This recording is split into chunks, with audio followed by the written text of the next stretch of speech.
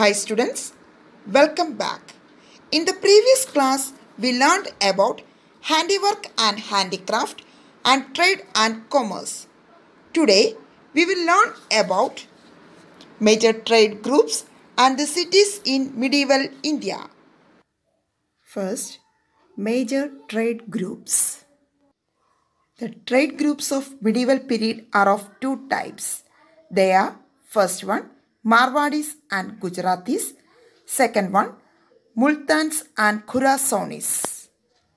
Here Marwadis and Gujaratis were done the coastline trade and Multans and Khurasanis were done the inland trade. Okay, next let's study about the Arab influence in the trade. The major export items were cotton fabrics, indigo, salt and sugar.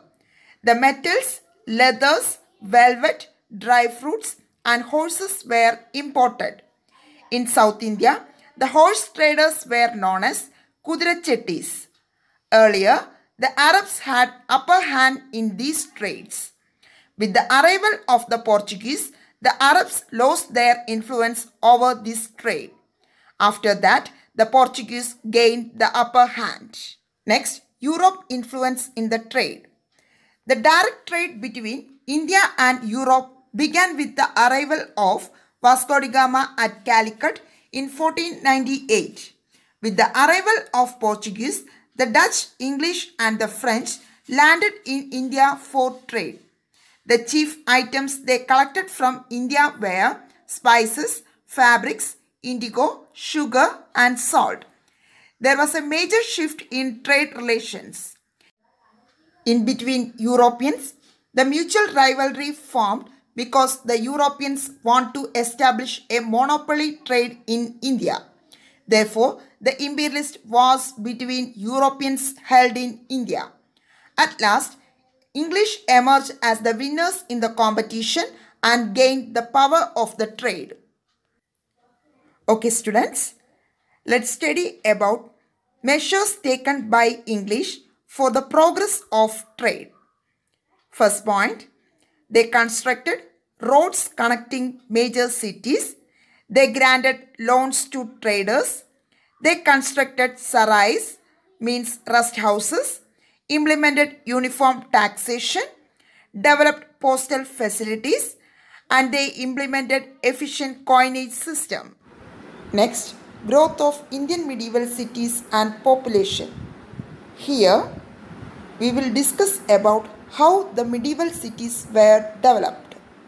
Agriculture and trade progress accelerated the growth of the cities.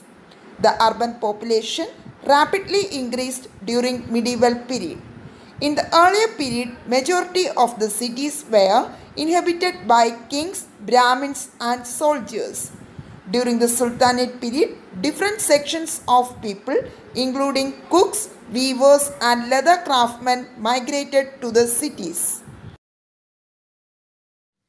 The major cities were Agra, Lahore, Delhi, Khandesh, Ahmedabad, Dhaka, Daulatabad and Benares. The rulers brought a large number of slaves captured from battles to cities. Subsequently, the urban population increased. Handicraft has much demand all over the cities. Karkhanas was the major handicraft center in the cities. The demand for the products increased with the growth of the urban population. The cities had to depend extensively on the products from villages. It empowered the village economy. Through that, villages became the major production centers. Okay students, next let's see medieval Indian society. Here we will discuss about social situation of medieval India. There are three social levels in the medieval Indian society.